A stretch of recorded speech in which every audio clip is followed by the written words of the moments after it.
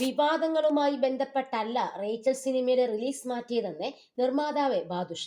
നടി ഹണി റോസ് ബോബി ചെമ്മണ്ണൂരിനെതിരെ പരാതിയുമായി രംഗത്ത് വന്നതിന് പിന്നാലെ തന്നെ ഹണി നായികയാവുന്ന റേച്ചൽ എന്ന സിനിമയ്ക്ക് വേണ്ടി ഉണ്ടാക്കിയ വിവാദമാണ് ഇതെന്ന തരത്തിൽ ചർച്ചകൾ ഉയർന്നിരുന്നു.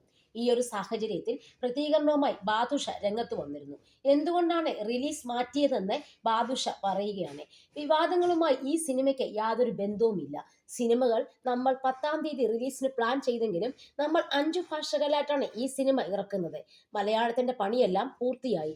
ബാക്കി ഭാഷകളിൽ ഡബ്ബിംഗ് നടന്നുകൊണ്ടിരിക്കുകയാണ്. നമ്മൾ ആദ്യം മലയാളം ഇറക്കിയിട്ട് മറ്റുള്ള ഭാഷകൾ ഇറക്കാം എന്നാണ് വിചാരിച്ചിരുന്നത്.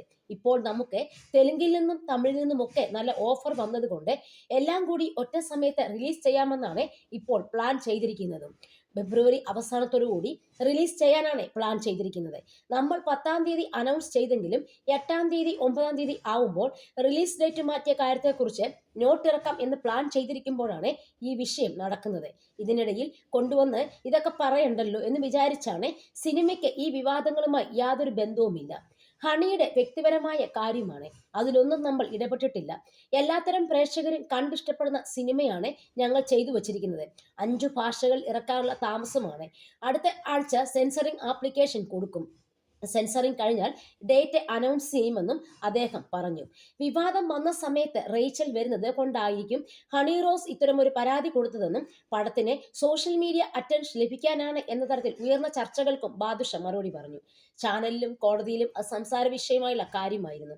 അതുകൊണ്ടാണ് ഞാനൊരു കുറിപ്പിറക്കിയത്. ഒരിക്കലും ഈ സിനിമയുമായിട്ട് ഈ വിവാദങ്ങൾക്ക് ഒരു ബന്ധവും ഇല്ല എന്ന കുറിപ്പിറക്കാൻ കാരണം അദ്ദേഹം പറഞ്ഞു. ഹണി റോസിന്റെ കരിയറിൽ ഏറ്റവും വലിയ ബ്രേക്ക് ലഭിക്കാൻ പോകുന്ന സിനിമയാണ് ഇതെന്നും ഹണി റോസ് ഇതുവരെ ചെയ്ത പടങ്ങളിൽ വെച്ച് ഏറ്റവും നല്ല കഥാപാത്രമായിരിക്കും ആ സിനിമയെന്നും ബാദുഷ പറയുകയാണ്.